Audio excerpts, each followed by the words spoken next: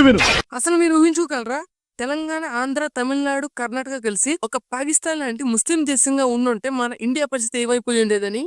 సరిగ్గా 76 సంవత్సరాల క్రితం ఇదే జరగబోయింది. భారతదేశం స్వాతంత్రం వచ్చాక భారతదేశంలో ఇప్పుడు మన రాష్ట్రాలు అప్పట్లో రాజ్యాలుగా ఉండేవి. ఆ రాజ్యాలు భారతదేశంలోను, పాకిస్తాన్ లోను మీకు నచ్చిన చోట కలం అంటే కొన్ని రాజ్యాలు పాకిస్తాన్ లో కలిసి, కొన్ని ఇండియాలో కలిసి. కానీ అప్పట్లో తెలంగాణ మొత్తాన్ని హైదరాబాద్ సంస్థానంగా పాలిస్తున్న నిజాం, నేను ఈ రెండు దేశాల్లో ఇందులో కలవడానికి నాకు ఇష్టం లేదు, నేను నా రాజ్యాన్ని తుర్కిస్తాన్ అనే దేశంగా ప్రకటించుకుంటానని ప్రకటన చేశాడు. అప్పటి భారతదేశం మొదటి హోమ్ మినిస్టర్ అయిన సర్దార్ వల్లభాయ్ పటేల్, మీ రాజ్యానికి పోర్ట్ అనేది లేదు, అందువల్ల మీ రాజ్యం స్వతంత్ర దేశంగా ప్రకటించుకోవడానికి మీకు హక్కు లేదు అని చిత్రం పంపాడు. అప్పుడు ఓడరేవు కోసమని నిజాం గోవాని గాని ఆంధ్రప్రదేశ్ ని గాని ఆక్రమించుకుని మన రాజ్యంలో కలిపేసుకునే విధంగా ఒక పథకాన్ని రూపొందించమని వాళ్ళ ప్రైవేట్ సైన్యమైన రజాకర్లను ఆదేశించాడు. దాన్ని తెలుసుకున్న సర్దార్ వల్లభాయ్ పటేల్ అప్పుడు ప్రధానమంత్రి అయిన నెహ్రూకి చెప్పి, మనం ఇలా చూస్తూ ఉంటే ఆ హైదరాబాద్ తుర్కిస్తాన్ గా మారిపోతే మనం ఏదో ఒకటి చేయాలి, సైనిక బలాన్ని పంపుదాం అంటే అప్పుడు నెహ్రూ గారు శాంతి ఒప్పందాన్ని మీరు మనం ఇటువంటి సైనిక చర్యలు చేపట్టకూడదు అని చెప్పారు. తర్వాత కొన్ని రోజులకి నెహ్రూ గారు రష్యా వెళ్లాల్సి వచ్చింది ఒక మీటింగ్ పని మీద. అప్పుడు సర్దార్ వల్లభాయ్ పటేల్ గారు